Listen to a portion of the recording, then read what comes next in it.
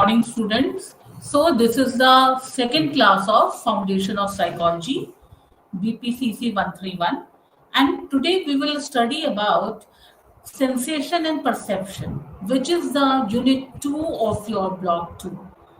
And before going through it, we should revise what we have done in your first class. So, in the first class, we have learned about the basics of psychology. What are the basics of psychology? We have studied about the definition of psychology, how the word psychology has been made, and how psychology has emerged through many years, how psychology has emerged. And we have done then about the various perspectives, various in research in psychology. So now we start from sensation and perception. So sensation, in the most basic terms, sensation is what the organs do. So in a sense, we can say sensation is your window to the world. That what our sense organs are taking information from the environment. And sometimes people confuse between sensation and perception. So perception is interpreting what comes in your window. So sensation is your window to the world, what we are seeing in the world, what we are hearing, and this is perception. Okay, perception we will done it later in this lesson. Now we will focus on sensation. So the relationship between various forms of sensory stimulation like electromagnetic pressure, sound wave, and the registration by sense organs, eyes, tongue, skin, ear is the proper of sensation. So what is sensation? Sensation is the various form of sensory stimulation that we are getting from our sense organs. And you all know sense organs are the eyes, tongue, skin, ears. We have 5 sense organs. So it is, and this definition of sensation is the fully components. Like we are talking about the 4 components in this definition. First, involvement of sense organs of the organism. Okay, whatever the information we are getting from the environment, we are getting through our sense organ. There is no other way to get the information from the environment. Either we are seeing the things, either we are hearing the things, either we are smelling, either we are tasting, and either we are something expressing on our skin. So, and second thing is presence of stimulus in the physical environment. Now, what is the stimulus? Whatever comes in the environment is the stimulus. For example, if you are seeing this video, if you are seeing this class in your mobile or in your laptop, this is also a type of stimulus. Okay, so constructing knowledge out of raw material. Now what we do, we usually in sensation, the raw material is all around us. Okay? So we get the knowledge from that raw material. And fourth, this contact is without meaning. We are not drawing any meaning from any stimulus which we are seeing. Sensation is just only the initial contact between us, between our sense organs and the stimulus. Now, for an example, okay, you are smelling the very pleasant fragrance of a rose, and you are getting the fragrance through your sense organs, nose. Okay, so what is the stimulus here? Here the stimulus is rose, and you are just smelling the fragrance of the rose. So you are feeling something, and it is constructing knowledge out of raw stimulus material. That rose is raw, and you are constructing knowledge that rose smells very nice. Okay, so you have just the initial contact without clear-cut knowledge of the source, that is rose, and feeling up to this stage in sensation. So it is a starting point of knowledge or presence of any object around us. So this is sensation, and if you go further, no, if you go further towards further information about the rose, what is this kind of rose, how rose are differentiated, and okay, this rose is smelling this much, this rose is smelling like this. So that will be different. That will be goes towards perception. When you trying to interpret the understanding, when you're trying to interpret the knowledge from that, that will be perception. So this is sensation, this is just the starting part of the knowledge. Now various psychologists have given the various definition of it. So Sanderson and Huffman has said it is a process by which we detect and convert raw sensory data from our body and the environment and then transmit it to our brain. So what is the sensation? Is this a process by which we detect and convert? Okay, okay, you are detecting the raw sensory data through your sense organs. Either you are seeing it, touching it, tasting it, smelling it, or hearing it. And what you are doing, and we are transmitting it to our brain. Okay, so this is the definition of the sensation according to Sanderson and Huffman. Example like feeling the sun on our skin. Sometimes we feel very hot due to the sun. Sometimes we take an umbrella to avoid this. We put on clothes toward the portion, on which we are feeling the heat. Sometimes like we are tasting our favorite food. We know through our tongue ki whether the food is sweet, whether the food is sour, whether it is salty or whether it is bitter, and we send this information to the brain for us to experience the taste. Okay. Now, human senses and physical energy. See, there are various examples of, there can be various examples of the sensation. For example, the beautiful sun sight of sunrise, the beautiful sight of sunset, cracking when you're starting an old motorcycle, the sound of cracking, the smooth touch of a skin of a body, the summer heat, the winter cold, the rainy season, the rains in the rainy season, the intense cold, the bad odor, the very good fragrance, the sweet taste, the sour taste. So these all these are experiencing we experiencing in our daily life. We all are experiencing these things and various things. But how we are experiencing? We are experiencing through our sense organs. Okay, our sense organs like eyes give us the sensation of vision, ears give us the sensation of hearing, skin sense something, nose smells, and tongue tastes. So physical energy emanates from objects such as light, sound waves, heat, and touch. And these physical energy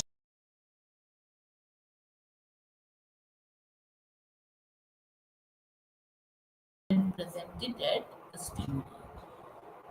So these, so whatever the sensation we are getting through our sense organs.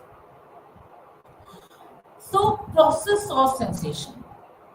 Though it is very easy to understand, we have discussed so much in the sensation, so it is now it's not difficult to understand it. Physical energy such as light, sound, waves, it becomes a stimuli and then received by our sense organs like eyes, ears. Okay, and energy is next converted into electrical impulses, and this process is known as transduction. So what is transduction? The translation of a physical energy into electrical impulses.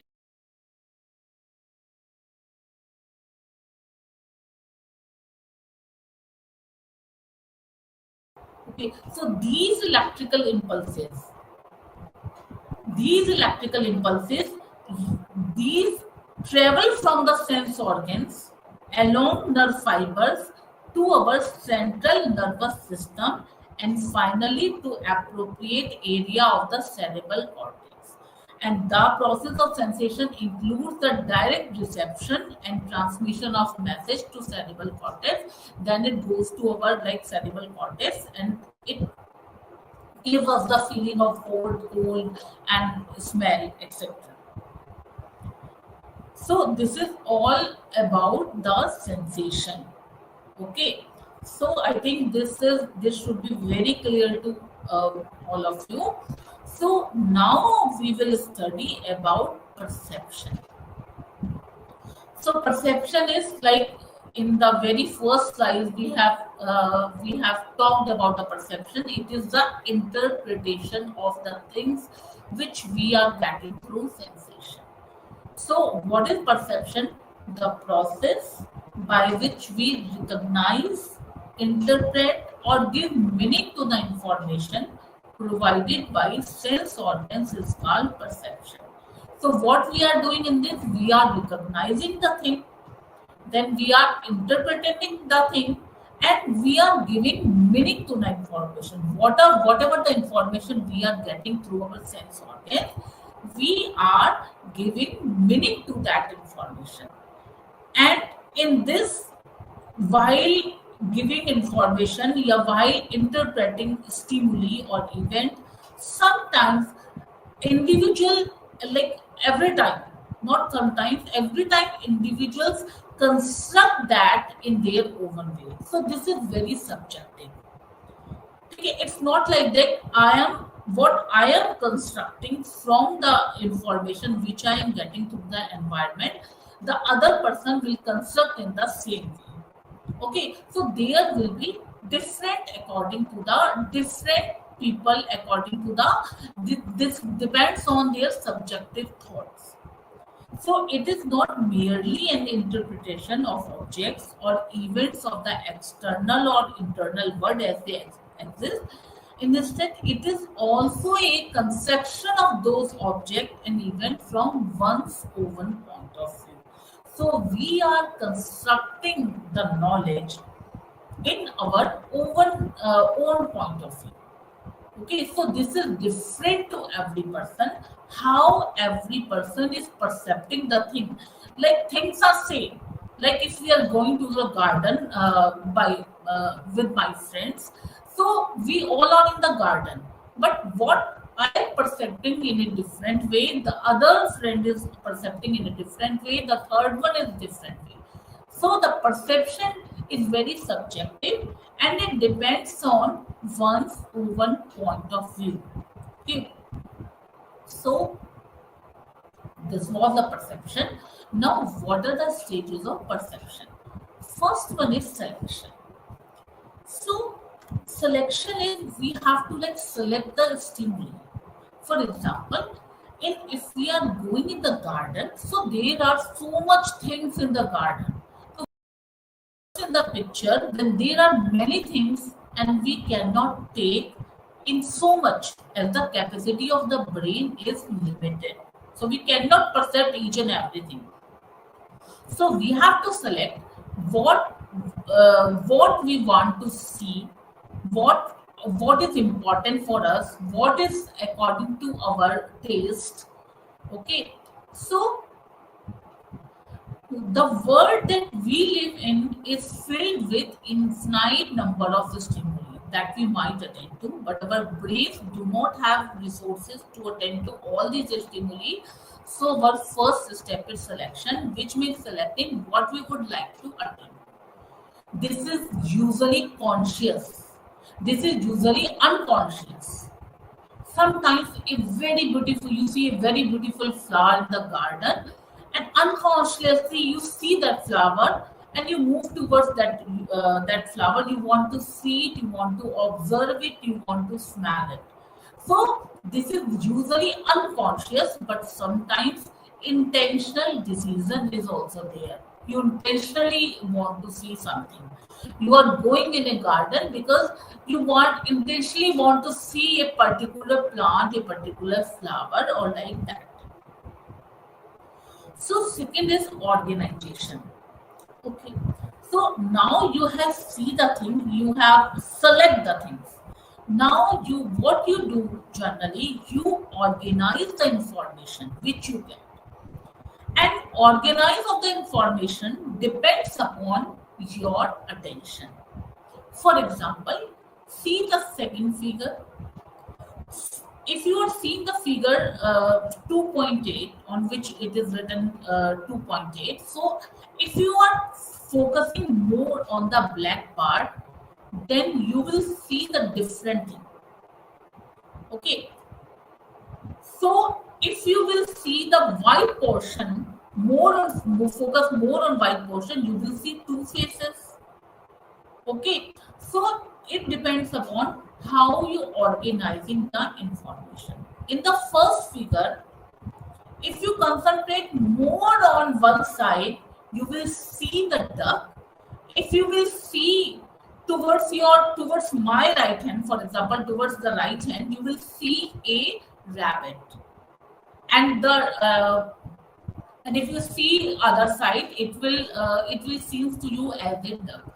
So it depends upon how you organizing the information.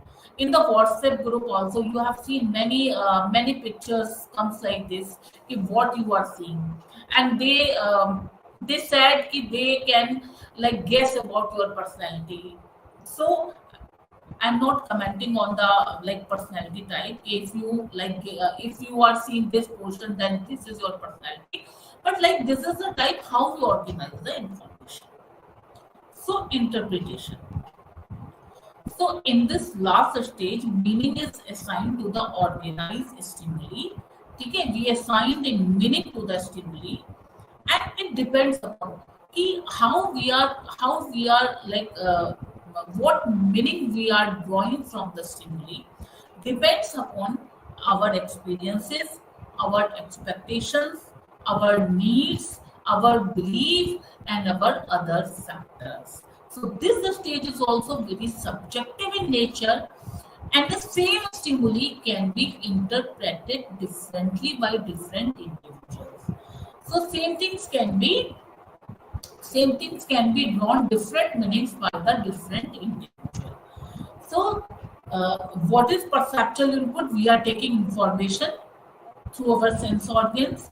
Then the process is selecting, organizing, interpreting, and then the output is overt output. Overt output is how we showing our behavior.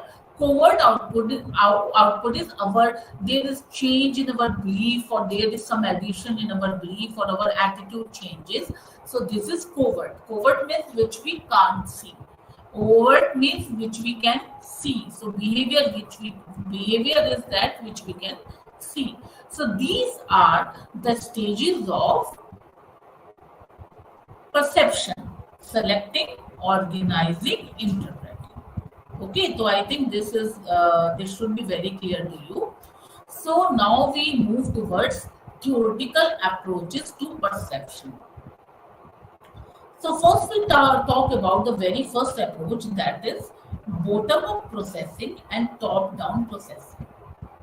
So bottom-up processing is also known as the data-driven processing, because perception begins with the stimulus itself.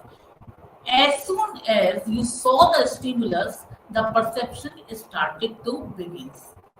And processing is carried out in one direction from the retina to the visual cortex, with each successive stage in the visual pathway carrying out an even more complex analysis of the input. So what is bottom up processing? Okay, from bottom to up. So at the bottom, when you saw any stimulus, okay, you start percepting it. Okay, you start making meaning from that. Now, top-down processing, it refers to the use of contextual information in pattern recognition. Means what you are using when you are doing the top-down processing, you are also taking into mind the contextual information which is present with the stimulus. For example, understanding difficult handwriting is easier When it is easier when reading complete sentence rather than reading single and isolated words. Why this is? Because the meaning of the surrounding words provide a context to aid understanding.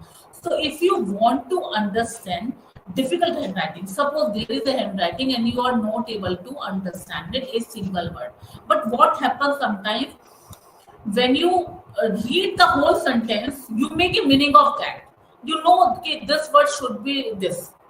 Okay, so why this happen? And sometimes it's also happen. You actually, when you are reading a sentence, you don't know the meaning of a word. But what happens when you read the whole sentence? You get the meaning of that word. So what this is top-down processing, because how do you get the meaning of that word or how you do understand that word? Because the meaning of surrounding words provide a context to aid understanding. Then you understand, okay, the sentence is saying this, so the meaning of this word should be this. Okay, so this is top-down processing. Now, laws of perceptual organization. Okay, so some of the basic perceptual processes can be described by a series of principles that focus on the way we organize bits and pieces of organization, and this law of perceptual organization is known as Gestalt law of organization. And if you remember, we have studied in our earlier class about the Gestalt school of psychology, the Gestalt perspective. So, Gestalt perspective, your Gestalt laws, is given by a group of German psychologists who studied pattern or Gestalts, and these were Kohler, Kafka, and Wertheimer. So what do you mean by Gestalt? It means a regular figure or a form. According to Gestalt psychology, we perceive different stimuli not as different element, but as an organized whole that carries a definite form. So this is a Gestalt psychology, means to see the thing as a whole, not in small parts. Okay, I have also given you example of when you are opening a book. When you open a book, you see the index. So index is a gestalt view of the book. Okay, you came to know all the chapters in the book which the book contains. So this is a gestalt view to seeing the book as a whole. So these laws of perceptual organization, these are various. In this, there are various laws, and so first is law of figure-ground relationship. Okay, so this principle says that we have a tendency to segregate our word in the form of figure and ground. Okay, so we always see a figure against the background. So it is our tendency to see the figure against the background. And figure is that part of the stimuli which has our focus of the visual field, whereas the ground is background. So figure has a definite shape and is better remembered where background is shapeless and has no limits. Now look at the figure.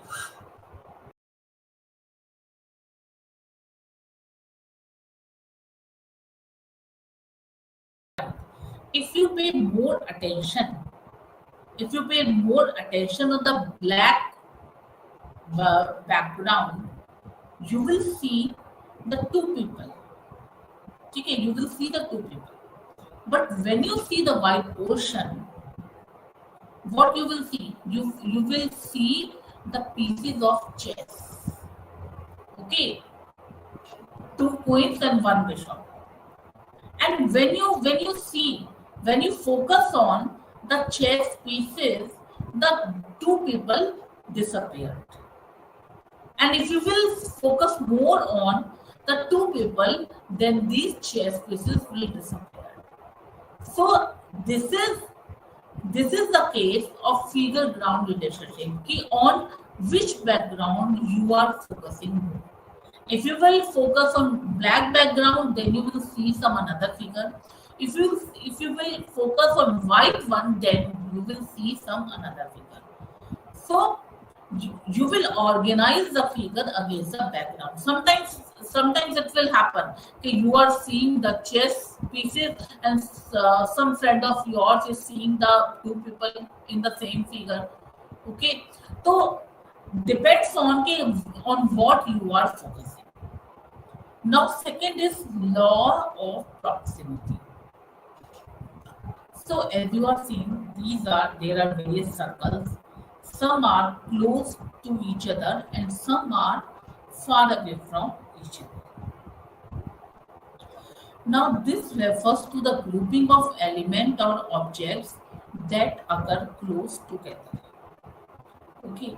So according to what is generally happens in our life, when we see the things close to each other, we make a group of that. We perceived as a group. We used to perceive these that things as a group, which occurs close to each other. While if the things feel far to each other, we do not constitute as a group.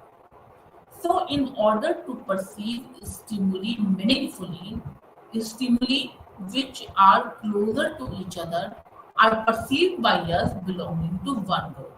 So, due to this reason, people tend to see circles as cluster or group or rather than individual circles. Okay, because these circles are close to each other, so they will see as a group and they will not see as a individual circles. Okay, these are the individual circles, these are not a group. So it is a tendency of our brain to group large element as one so as to make interpretation more easily. Okay, so if you are joining, if like a group is there in the market and you are just standing there, so you will be understood as a part of the group. Okay, because it is the tendency of our brain. If you are standing close with the element, so our brain will understand you as a group.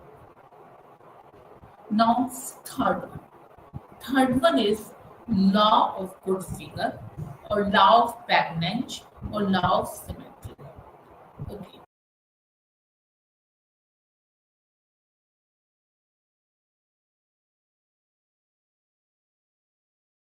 It means good figure. Therefore, this principle is also called as law of good figure.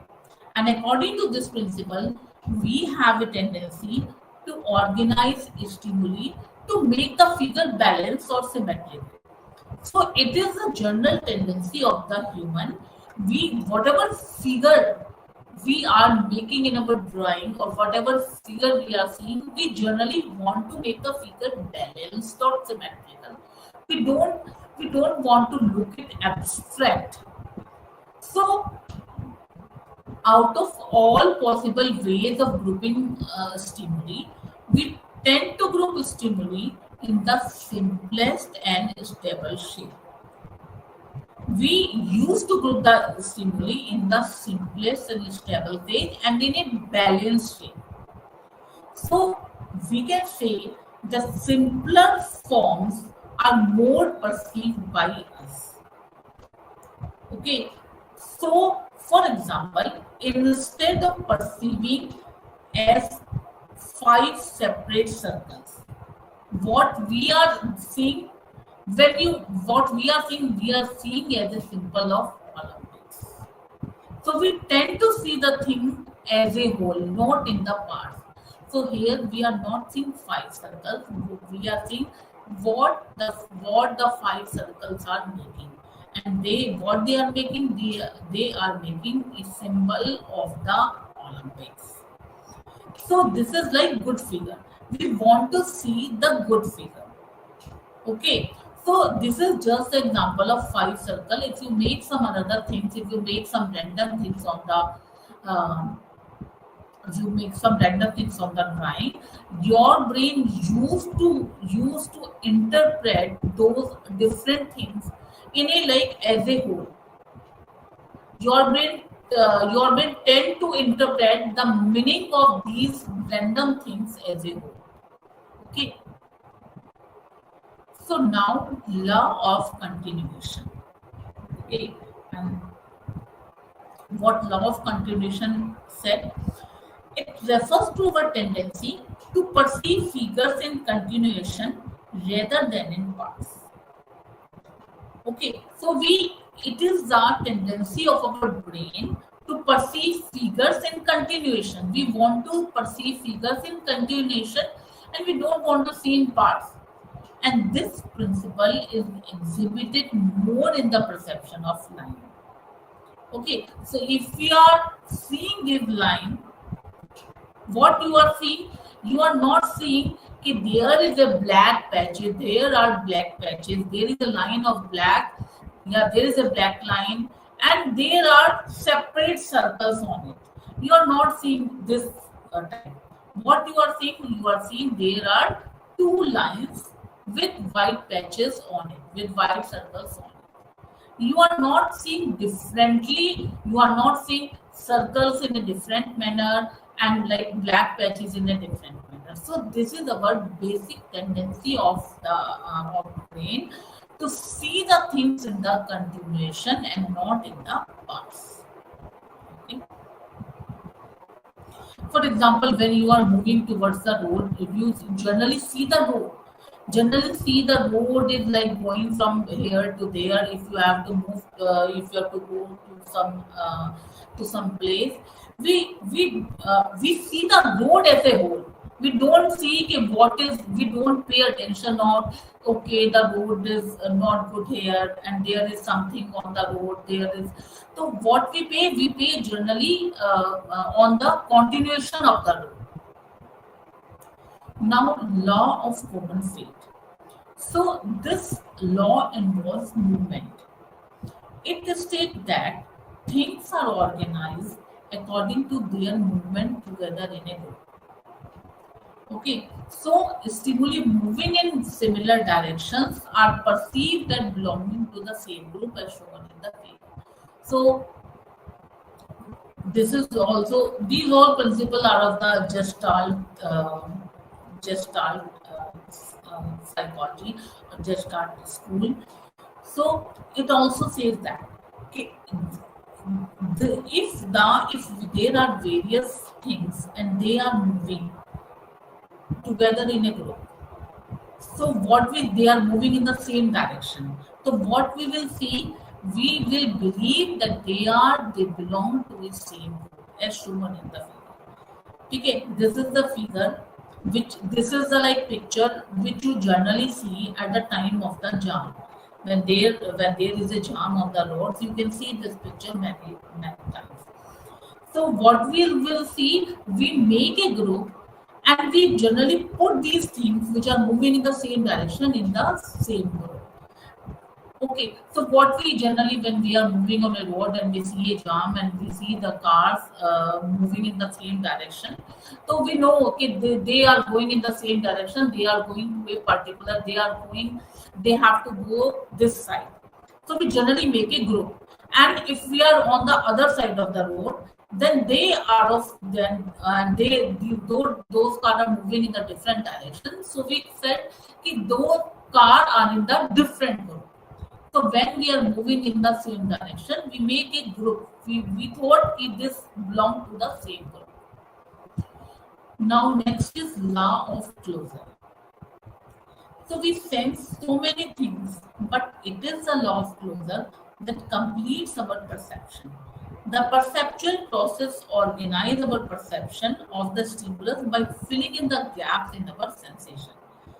Okay, up this. See this figure. See this figure. If you see this figure, you will not see. You can see there are 3 circles and there are 2 triangles. Okay, but the first triangle, the triangle which is beneath, which is in the background, You can see the lines of that triangle, but the triangle which do not have the lines, you cannot see the lines of these triangle, but you know this is a triangle. Then how do you know this is a triangle? Because you are seeing the picture as a whole. You are seeing the picture as a whole, and you know, and your brain knows, okay, this is a triangle because this is the law of the closure. We organize our perceptions of the stimulus, and we are filling in the gaps in our sensation. When we are percepting the things, when we are seeing the things, when we are interpreting the figure, we are filling the gaps in our mind. We know this is a triangle. Why? Because we are filling the gaps in our mind, and this is the law of closure. So, in the law of closure, if the figure is like that, we fill the gaps in our sensation. Now, law of similarity. So this principle suggests that things are grouped together according to their similarity. Okay. So if the things are similar, we make a group of them. For example, sometimes we group the things on the basis of colors. Sometimes we group the things on the basis of the height, on the basis of fat and thin, on the basis of weight. So in real life, we used to do such type of thing. We used to categorize the thing according to their similarity. Okay. So this is same in the figure. This is same in the figure. We use, okay, these circles are black. These all the circles are black. Like when you play carom. When you play carom, okay, you organize the things, you group the things according to the color of the color of their booties. Okay, like some booties are yellow in color, and some are black in color, white and black actually, and one is of different color, one is of brownish color. So we tend to group them according to their color in the Ludo game also. Okay, so and another example for example, in a cricket match, we tend to group players based on the color of their jersey.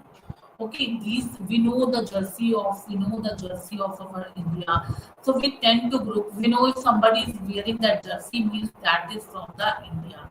So we tend to group players on the basis of their jersey. In Ludo, we tend to group the people on the basis of the colors of their coats, and like that. Okay, so this is law of similarity. Now, factors affecting perception. So there are various things which are affected by the perception. Before it, I want to say we have completed all the laws, which are the gestalt law. Now we move towards factor affecting perception.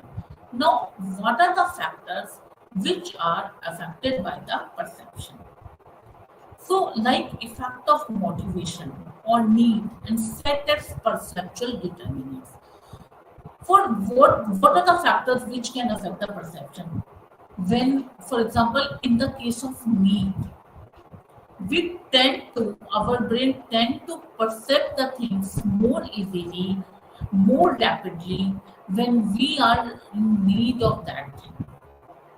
For example, when a kid is going with you, a kid is going with you in the mall, and the what the kid is saying, "Ki, Mom, there is a kid store, and we have to go there."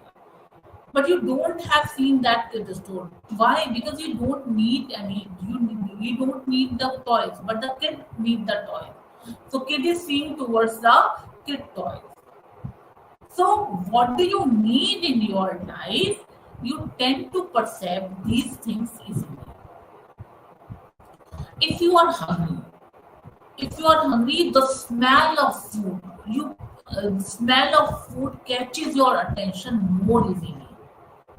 But if you are not hungry, if you have taken your food, if you are full, you will not observe the food, you will not observe the food stalls, you will not observe if somebody is eating the food, it will not catch your attention. You will not move towards that, you will not attract towards the food. But when we are very hungry and we want to eat something, okay, we tend to attract towards the food stall, we tend to attract towards the food. And I know many people, they have said that when they are hungry, they want to actually see the things in their mobile, they want to see the objects which can be eaten, they want to see the like burger, pizzas and chole bhatures, they want to see in their mobiles because they are hungry. So can you imagine in the phone, if you are thinking the phone, it cannot let the phone cannot let the food in your mouth, but still you are seeing on the mobile. Why? Because you are in the need of the food, so you are just, so you are also seeing the food, you are also thinking about the food, and the food is like you are also attracted towards the food. Okay, so when we are in need of something, we tend to it affect our perception. Many experimental studies have also reported the same effect. Now, motivation. When we are motivated towards something, okay, when something is motivated towards a thing, if you are motivated to purchase something, if you are motivated to participate in some essay competition, if you are motivated to take part in some type of class, some language class, then what you will find? You will find these losses easily because your perception is more on the things which is motivated towards your goal. Okay, so there is a effect of motivation or need and set as perceptual determinants. So these are the perceptual determinants. Mean these are the determinants which are setting your perception in a particular direction, in the direction of your need, in the direction of your motivation. So various experiments has done towards these studies to show that, and in the classic experiment by Sanford, it was shown that hungry participants perceived ambiguous stimuli more as food-related stimuli than not hungry participants. So it was an experiment done by the Sanford, and it was also shown that the hungry participants perceive ambiguous stimuli. Okay, when they are hungry, they are perceiving ambiguous stimuli more as food. Okay, whatever stimuli comes to their, whatever stimuli is coming to their mind, that is food. And non-hungry, in case of non-hungry participant, it is not like that. Now, second is effect of expectation or perceptual expectation. So sometimes it happens when you are seeing the things, and when you are seeing the things in a particular way, you perceive the things in a different time. For example, this is an experiment done by the Brunner, and it shows the role of expectation in our perception. So what are you expecting, you perceive the same thing. So they show the figure 12, 13, 14 to the participant. And you know, they like 13 is not very clear now, but they show an ambiguous figure of 13, like 12, 13, 14. And in the second condition, they show A, C, and in the mid of it, they put the word 13. So what is that? You know what the people perceive. In the first figure, the people perceive that there's 13 because it is between the 12 and 14. And in the second figure, the people perceive as B and not 13 because it is put between the A and C. So because the people expecting if the word, if this is between the A and C, then it must be B. So what they are expecting, they perceive the same thing. Now effect of emotions. So, what do you think? Do you think emotion can change our perception? Yes. Emotions. There is a fact of emotions on our perception. Like words which are neutral, like apple, child, river, music, deep, table, chair, and words which are emotionally toned, like rate, war, tennis, bitch. So these are the words which are more perceived by the people. And McGuinness has done the experiment on it. So he found significant difference between the neutral and the emotional words. So the threshold was very higher for the emotional word. People tend to perceive the words more which are emotionally toned instead of the words which are very neutral. Now, effect of stimulus characteristic. So it is also our perception also depends on how what are the characteristic of a stimulus. So sometimes you have heard very like loudy horns used by the heavy trucks, and sometimes you get disturbed by those horns. Okay, why? Okay, what type of horn the that truck one that the driver of the truck is using? So why they are using? They want to seek your attention. Sometimes you can see some boys, some youngsters in the bike when they used to ride the bike. They use such high volume horn, and which is not like which you don't feel good, but you like. Surprise, you get surprised कि why that person is using such type of font.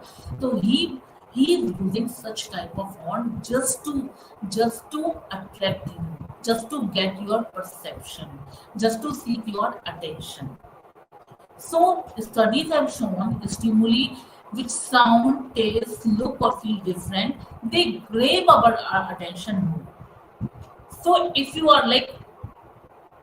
see, you know, okay, red color is the color of the danger. So if somebody is wearing the red color, if you are alone in the, for example, if you are alone in the island and you want to like attract help from some other person, so you will show the red shirt or red cloth. Why? Because red is the color which is generally get more percepted by the people. So if some stimulus has such kind of characteristics, so we get to attracted towards that. Like some people use lightning in their boards which are for their advertisement. So this is just to get the attraction of the people. Now, effect of experience. So prior experiences play a very important role in our perception. For example, if by mistake you perceive a rope as a snake in the dark, so then your previous experience is guiding your perceptual process. Okay. Now in the figure, in the above figure, you see a flamingo shaped pen. So this is not a very typical pain, but you perceive as a pen because sometimes you have seen the things before it. So when you have uh, previously experienced the things, you able to perceive in a more clear way. So this is the effect of experience. Now effect of culture. So sometimes the culture makes different how we are perceiving the things. For example, if we are doing this gesture, if we are showing this by our hand, this means good, nice. In India, we say, oh, excellent, badhiya. Okay, but in Brazil, it is a rude gesture. So, this example suggests that with the change in the culture, the meaning of the things change, the perception of the things change. Okay, so there is a fact of culture on our perception also. Sometimes a thing which seems very good in one culture is not good in other culture. Now, perception of death. So, perception of death is when we used to sometimes we used to see the world in three dimensions.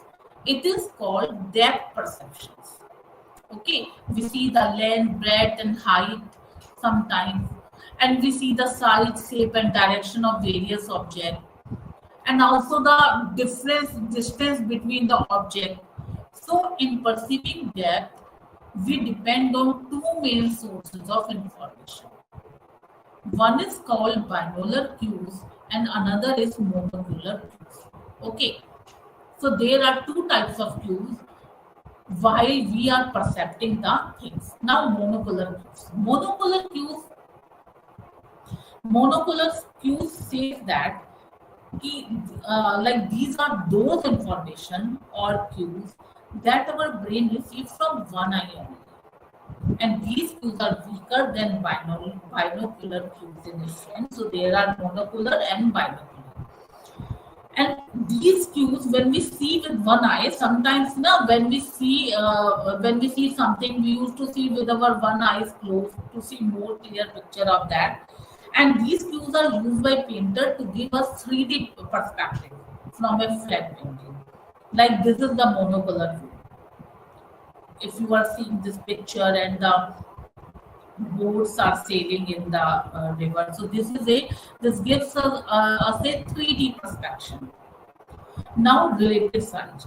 Sometimes retinal image allow us to judge distance based on our past and present experience. So, as the object gets away, the retinal image becomes smaller and smaller. So, we tend to perceive an object farther away when it appears small and closer when it appears bigger. So, if you are seeing in the picture, the ball which is big, we are seeing it as a closer. This ball is close to us, but the balls which are small, we are seeing it as these balls are farther from us. So this is also depend upon the size of the things. Now, interposition or overlapping. So these cues occur when some portion of the object is covered by another object. So, for example, if two objects that overlap at depth, even though the object represented here are in fact two dimensional. You see the you are seeing the two circles. In the first figure, there are two circles. No one circle is covering any other, but in the second figure, one circle is covering the other circle. So the circle which is behind the first circle, that is the red circle we perceive the red circle is farther away and the blue circle that it appears closer to us. So this is interposition or overlapping. When the things overlap, the things which is overlapped is considered to be farther. Now, aerial perspective, atmosphere. So if objects are perceived at a distance, if there is a presence of haze in the environment, and haze is because the dust particles, fog, water vapor in the environment. So, and sometimes the distance can be deceptive. Due to the haze, it is looking farther, but it's not very far. So, it can be deceptive. The same mountain can be perceived as nearer when the haze is not there, and farther when the haze is there. So, this is the aerial perspective or due to the haze. We feel the things farther or nearer. Now, linear perspective, and this cue is based on the convergence of straight line at a point on the horizon. So, if you see the figure, the road is going on, and when the parallel lines of the road are coming closer to each other, it seems that the road is going farther and farther. So, closer the lines are, the greater will be the distance. So, this is the linear perspective. Now, texture gradient. So, in texture gradient, if we have density more, then element is seen farther away. So, if you are seeing the flowers, which we can see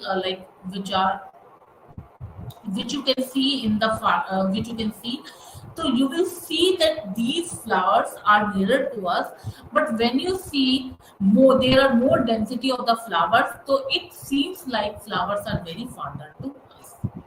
Now next is motion paradox. So it's so the distance object appear to move slowly than the object nearby. So when if we are moving in a train or we are moving in a bus, so if the object is near to us, then what happens? It moves fastly. When the object is very far to us, it moves very slowly. Like when you are traveling in a bus, you are seeing the sun or you are seeing the moon. You will see everywhere the sun and the moon because it feels like it is moving very slowly, but the things which are nearer to moves very fastly. Now, binocular cues, which are also known as physiological cues. So, the cues which we receive from both eyes, and this is retinal disparity and convergence. Now, retinal disparity occurs because our two eyes have different location in our head, and these eyes are separated by a distance of 6.5 centimeter. So whatever the image formed on the retina of each eye is slightly different. And this difference is known as retinal disparity. Okay, so our brain interprets a large retinal disparity to mean a close object and a small retinal disparity to mean a distance object. Okay, so next is convergence. Convergence is it also like convergence angles formed by our eye. So when our eye sees a thing, our eye make an angle while focusing on an object. So convergence angle for distance and nearby objects are totally different. So when an object is at distance, our eye make a smaller convergence angle, but when an object is closer, our eye makes a larger convergence angle. So this change in convergence gives a clue about distance and depth to the perceiver. So this is the convergence, and this is a binocular cue. Okay, so in the figure you can also see the thing which is farther from us, it makes a smaller angle, and things which is nearer to us makes a large convergence angle. Okay, and this gives a clue about distance and depth to the perceiver. So this is a psychological clue. So in this class we have studies about various type of cues also, and there are two types of cues: psychological cues, which is also known as binocular cues, and other one is the monocular cue. So monocular cues are those cues which can be seen by one eye only, and binocular cues are which can be seen by two eyes only. So till now we have completed our two lessons, lesson 1 and lesson 2, unit 1 and unit 2. So in the next class we are going to see lesson number 3. We are going to study lesson number 3. So I think this is very clear to you what we have studied in this class. This is, I don't think this is very tough. This is very easy, and this is like related to our life, what we are daily percepting the thing, what we are daily seeing the things, how we are seeing the things. Okay, and so what is perception? Perception is interpreting what we are seeing, like what we are taking from what the information we are taking from the environment and making a meaning of it is the perception. Okay, so if you want to revise it, we can. So sensation is what is your window to the world, what we are getting from the environment through our sense organs, and percepting is what interpretation, what comes to our window, what we are interpreting from the world. Okay, so sensation, we can say it is the relation between various forms of sensory stimulation and their registration by sense organs, and it has following components. So it includes the involvement of sense organs, it involves the presence of the stimulus, and it involves the constructing knowledge out of raw material. And this contact isn't just an initial contact, that is contact without meaning. So, for example, if we are smelling something, if we are smelling the rose, then what we are seeing, we are taking the rose is the stimulus, we are smelling the smell, we are constructing the knowledge, and this is the initial contact. Then what we when we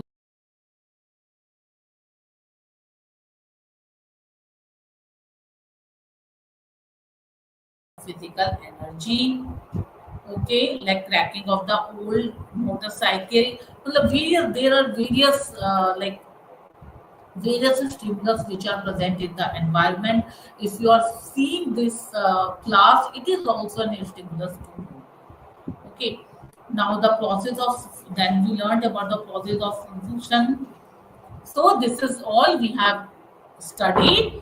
We will continue in the next class, lesson number 3. Thank you so much. Namaskar, Sabiko.